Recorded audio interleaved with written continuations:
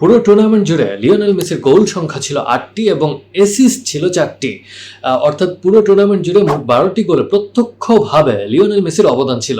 অন্যদিকে কোনো গোলে অবদান নেই, কোনো অ্যাসিস্টেও অবদান নেই। শেষ পর্যন্ত গোল্ডেন বলটা পেয়ে গেছেন তিনি। তিনি হচ্ছেন কে? তিনি হচ্ছেন স্পেনের মিডফিল্ডার রদ্রি। স্পেনের মিডফিল্ডার রদ্রি জিতে নিয়েছেন ফিফা বিশ্বকাপের সবচেয়ে গৌরবময় পুরস্কার গোল্ডেন বল। তবে পুরো টুর্নামেন্টে রদ্রির কাছ থেকে আসেনি কোনো গোল বা কোনো অ্যাসিস্ট। তাই এই পুরস্কারটাকে কেন্দ্র করে এখনই অনেক সমালোচনা শুরু হয়ে গিয়েছে। আসলেই কি রদ্রি পুরস্কার পাওয়ার যোগ্য ছিলেন? সেটি এই ভিডিওতে জানবো। ফাইনালে আর্জেন্টিনাকে ১-০ গোলে হারিয়ে দিয়ে দ্বিতীয়বারের মতো বিশ্বকাপের শিরোপা জিতে নিয়েছে স্পেন। আর এই স্পেনের শিরোপা জয়ে সবচেয়ে বেশি অবদান যিনি রেখেছেন তিনি নিঃসন্দেহে স্পেনের মিডফিল্ডার রদ্রি।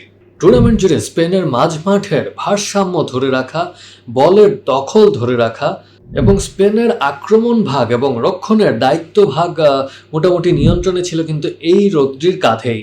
রদ্রি আসলে এই বিশ্বকাপে যেই পারফরমেন্সটি করেছেন সেটি গোল কিংবা অ্যাসিস্টের যদি আমরা পরিসংখ্যান বিবেচনা করি তাহলে সেটি প্রত্যক্ষভাবে চোখে পড়বে না, কারণ তার অবদানটা ছিল অনেকটাই পরিসংখ্যানের বাইরে। মাঠের খেলা যদি ভালোভাবে পর্যালোচনা করা হয় তাহলেই রদ্রির অবদান কিন্তু পুরো ম্যাচ জুড়ে পাওয়া যাবে।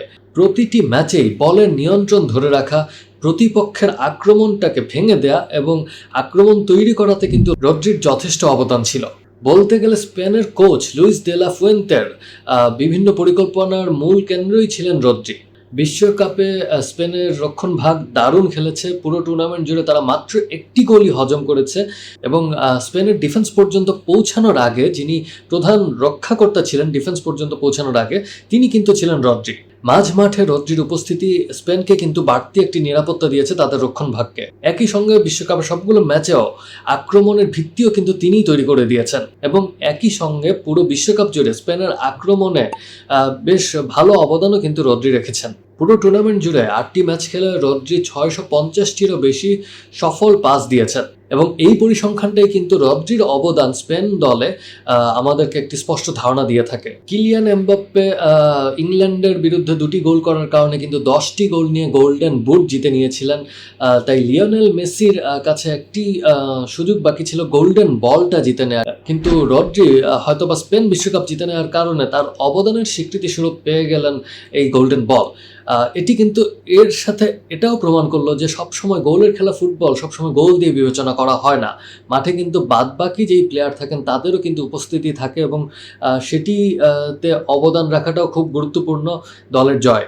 এবং রদ্রি পুরো টুর্নামেন্ট জুড়ে স্পেনের জয়গুলোতে সেটিই অবদান রেখেছেন।